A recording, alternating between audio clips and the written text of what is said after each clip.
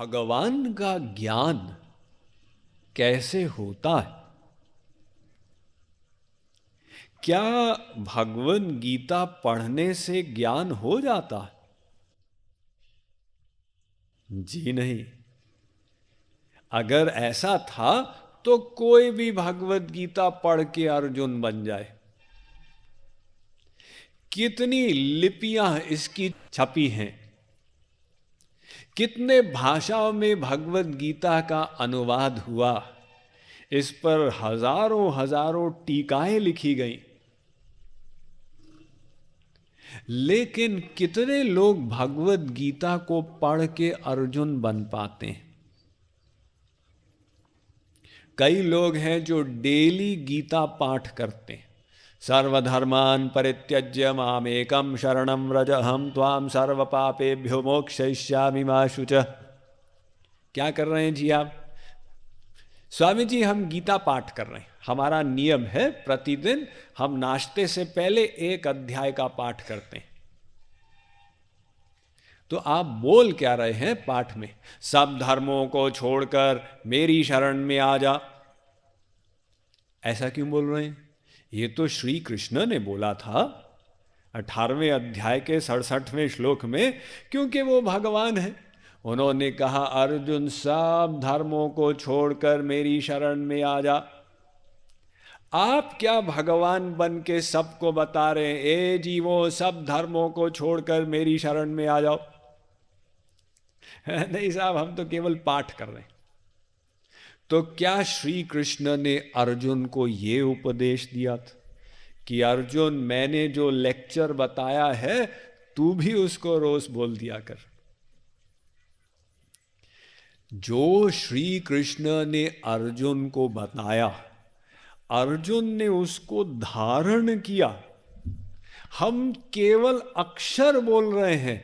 अक्षरों के बोलने से ज्ञान नहीं होता। ये रामायण पारायण के लिए नहीं है, आचरण के लिए है। भगवत गीता का उपदेश पाठ के लिए नहीं है।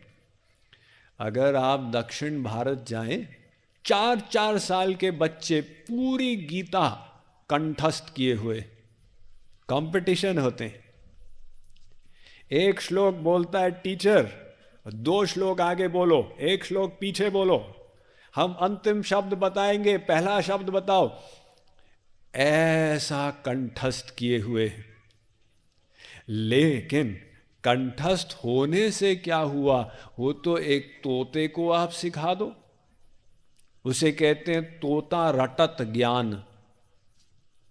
एक तोते के पालक ने अपने तोते को सिखा दिया, ए तोते तू जाल पर मत बैठना वरना शिकारी आएगा तुझे पकड़ के ले जाएगा। तोते ने याद कर लिया, ए तोते तू जाल पर मत बैठना वरना शिकारी आएगा तुझे पकड़ कर ले जाएगा।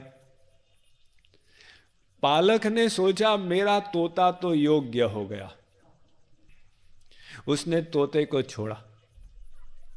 तोता इधर गया उधर गया, पेड़ पे बैठा, शिकारी की जाल पे बैठा और बैठकर बोल रहा था ए तोते तू जाल पर मत बैठना वरना शिकारी आएगा तुझे पकड़ के ले जाएगा।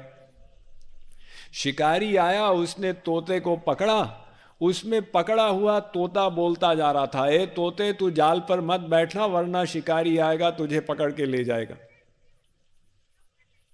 अब वो तोते का ज्ञान किसी काम का नहीं था।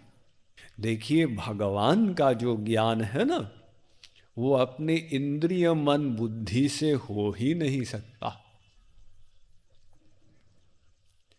कोई महा साइंटिस्ट हो, नोबेल प्राइज विनर हो,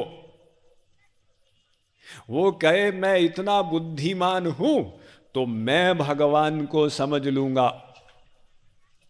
भगवान कहते हैं ऐसे तुम हमको नहीं समझ सकते, क्योंकि तुम्हारी बुद्धि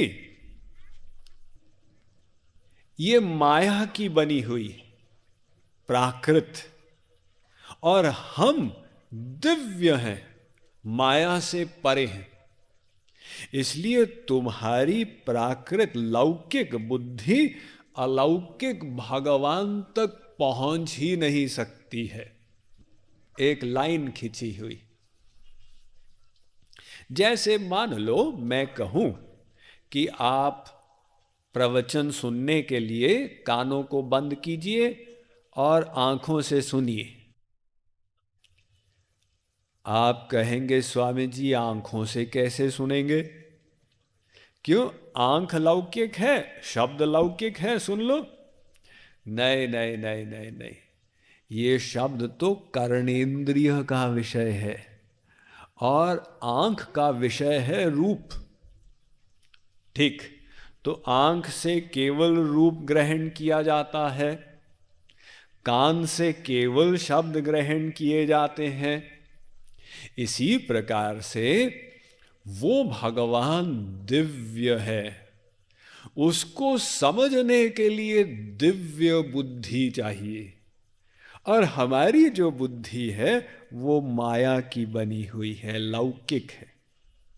तो ये अलौकिक बुद्धि दिव्य भगवान को नहीं समझ सकती।